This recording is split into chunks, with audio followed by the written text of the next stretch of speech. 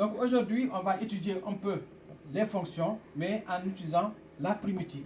On va utiliser la primitive ou une primitive. Donc sachant que ici, la primitive, c'est une fonction dans laquelle on a une variable R qu'on ne connaît pas sa valeur. Donc tant qu'on ne connaît pas cette valeur-là, on parlera d'une primitive. Parce que le cas, ça peut être une valeur négative, comme ça peut être une valeur positive. Le cas appartient à R ou à Z. D'accord? Donc ici, avant de faire ça, avant de faire notre exercice, on va d'abord expliquer c'est quoi une primitive, donc grand F de x. Grand F de x qui est une primitive, donc ça sert tout simplement ici à calculer l'intégrale d'une fonction. Donc ici, j'ai une courbe. Donc ici, j'ai petit a ici et petit b ici. Est-ce qu'on est d'accord? Donc ici, si je veux trouver cette R, qu'on appelle une intégrale, donc ici, il n'y a pas de formule, parce que ici, on ne connaît pas si c'est un carré, si c'est un rectangle, si c'est un triangle, on ne connaît pas. Alors qu'est-ce qu'on va faire? On va utiliser l'intégrale. Ou bien tout simplement, on peut aussi utiliser une astuce. On prend un carré de 1 cm, on va rassembler ces carrés-là, on va compter pour avoir à peu près une R. Mais là, si on arrive à trouver la primitive, donc ça me permettra de calculer l'intégrale de a à b. Et la primitive a pour dérivée la fonction f de x, permet de faire la variation de la primitive. Ou tout simplement ici, après de dire là où est-ce que la primitive elle est positive ou négative. C'est le fameux tableau de variation. Donc ensuite, suivi de la dérivée première, f' de x, ça permet de donner la variation de la fonction cette fois-ci et d'étudier la position relative de cette fonction par rapport à une tangente. Et la dérivée seconde, on dérive une seconde fois, et à ce moment-là, on va étudier la convexité de cette fonction, de dire quand est-ce que la fonction elle est convexe et quand elle est concave. Ça, on a vu ça dans un cours, et là, son point d'inflexion.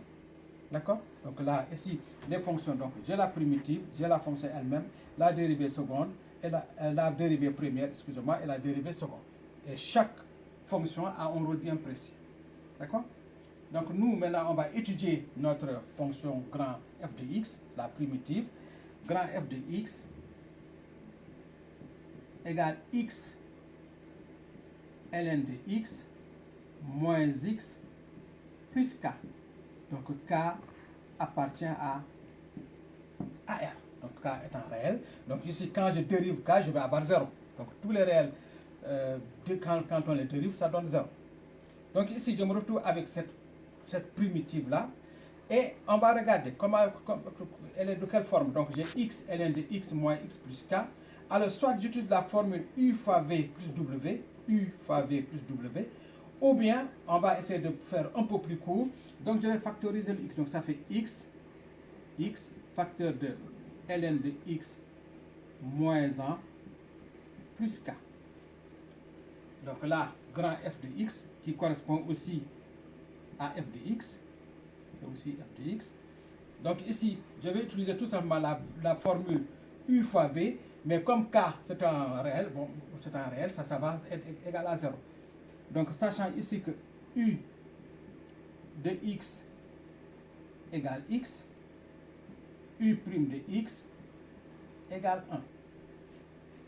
v de x égale ln de x moins 1. Donc v' de x égale 1 sur x. Bon, moins 1, ça fait 0. Est-ce qu'on est d'accord? Et j'applique ma formule u fois v prime, c'est u' v plus uv prime. D'accord? Donc ça me donne 1 fois ln de x, donc ça fait ln de x moins 1 plus x sur x. Et donc j'en déduis que grand f' de x égale ln de x moins 1 plus 1, parce que x sur x ça fait plus 1. Et donc là, les moins 1 et les 1, ça s'annule. Donc j'en déduis que f grand f' de x égale ln de x est égal à f de x. Donc nous, on a bien trouvé que la fonction grand f de x égale x ln de x moins x plus k est bien la primitive de ln de x. D'accord? On a bien trouvé que c'est bien la primitive. Il suffit seulement de prendre la dérivée de la primitive, et si on dérive et on retrouve la fonction, alors c'est la primitive. Donc nous, on a eu la primitive. Donc qu'est-ce qu'on va faire? Maintenant, on va calculer l'intégrale maintenant de 1 jusqu'à 2. Donc on va calculer intégrale de 1 demi, 1 sur 2, ln de x dx. D'accord? Et donc, qu'est-ce que je vais faire? Comme j'ai ma primitive, je vais faire grand f de 2. Donc grand f de 2, grand f de 2 moins grand f de 1. D'accord? Grand f de 1, 2 moins grand f de 1. Alors, je vais effacer la partie haute, ici.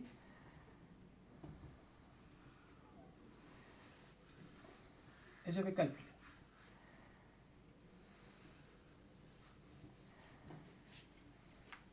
Donc, grand f de 2 égale, donc je vais remplacer x, ça fait 2, ln de 2 moins 2. D'accord? Dans les intégrales, on ne s'occupe pas du cas. C'est bon? Donc là, ça me donne 2, ln de 2 moins 1. Moins 2, excusez-moi. Donc, je calcule maintenant grand f de 1. Ça fait 2 ln de 1. D'accord? Moins 1. Est-ce qu'on est d'accord? Donc, nous, on a trouvé cette valeur-là. Qu'est-ce qu'on va faire? On calcule. Donc, on va faire grand. Donc, tout ça, on fait grand f de 2 moins grand f de 1. Donc, ça fait maintenant l'intégrale. Donc, ici, 2 et 1. Donc, ici, grand f de x. Donc, c'est l'intégrale. Donc, là, ça me donne ici 2 ln de 2 moins 2. D'accord? 2 ln de 2 moins 2 moins 2 ln de 1 moins 1. Ça donne ça. D'accord? Alors, tout le monde sait que ln de 1, ça fait 0. Donc, ça me donne 2 ln de 2 moins 2. Ici, ça me donne moins. Donc, ici, ça fait 0. Parce que ln de 1, ça fait 0. Fois 2, ça fait 0. Il ne me reste plus que moins 1. D'accord? Donc, j'en déduis que l'intégrale grand f de x sur